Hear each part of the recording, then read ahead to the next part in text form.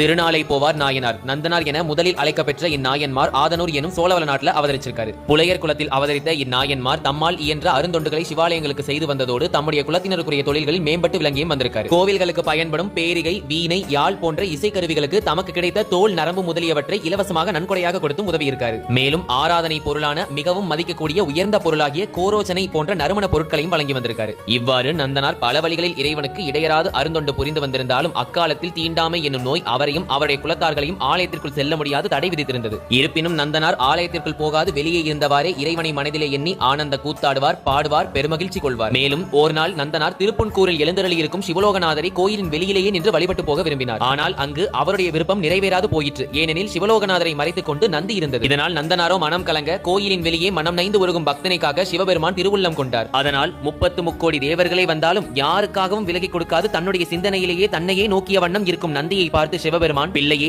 நந்தன் என்னை காண முடியாது தவிக்கின்றான், ஆதலால் நீ சற்றே விலகியிரு என்று பணித்தார். நந்தியும் சிறிது விலக தீபாராதனை ஒளியில் கர்ப்ப கிரகத்தில் ஆனந்த சுடராய் அருள் வடிவாய் காட்சியளிக்கும் சிவலோகநாதரை கண்ட நந்தனாரோ ஆனந்த கூத்தாடுகிறார். நந்தனாரின் பக்தியை உணர்த்தும் பொருட்டு இன்றும் திருப்புன்கூர் ஆலயத்தில் நந்தியம்பெருமான் சற்று விலகிய வண்ணமே அனைவருக்கும் காட்சியளிக்கின்றார். மேலும் அங்கிருந்த ஒரு குட்டையை குளமாக்கி கோவிலுக்கு திருப்பணியும் செய்துவிட்டு தன்னுடைய ஊருக்கு கிளம்புகிறார் நந்தனார். நந்தனார் பற்பல தலங்களுக்கு சென்று இறைவனை தரிசித்திருந்தாலும் சிவத்தலங்களுள் ஒப்பற்ற மணியாய் விளங்கும் தில்லைக்கு சென்று அம்பலநாதனை வழிபட வேண்டும் என்ற ஒரு ஆசை அவருடைய மனதில் எழுந்தது. இதனால் நந்தனார் இரவு துயில போகும் பொழுதும் பொழுது புலர்ந்ததும் எப்படியும் தில்லைக்கு போவேன் என்ற எண்ணத்தோட தூங்க சென்றிருக்கிறார். ஆனால் விடிந்ததும் அவருடைய எண்ணம் பணியை கண்ட கதிரவனை போல மறைந்துவிடும். ஒவ்வொரு நாளும் நாளைக்கு போவேன் என்று எண்ணி நாளை கடத்தி கொண்டிருந்த நந்தனார் துணிவு கொண்ட நெஞ்சத்தோடு தில்லையை வந்தடைந்தார். இதனாலேயே அவர் திருநாளை போவார் நாயனார் என்று அழைக்கப்பெற்றார். தில்லையின் எல்லையை வந்தடைந்த நந்தனாரோ 3000 வேள்வி சாலைகளில் இருந்து கிளம்பிய புகை விண்ணை முட்டி கொண்டிருப்பதையும் இறைவனின் திருநாம ஒளிகள் எங்கும் ஒலித்துக் கொண்டிருப்பதையும் கண்டு பரவசம் அடைந்தார். ஆலயத்தின் கதவுகள் பக்தர்களுக்காக இரவும் பகலும் திறந்திருந்த போதிலும் சமூகத்தின் தீண்டாமை தொழுநோய் அவரை தடுத்து நிறுத்தியது. இப்படி இருக்க ஒரு நாள் அம்பலத்தரசன் அவரது கனவில் எழுந்தருளி,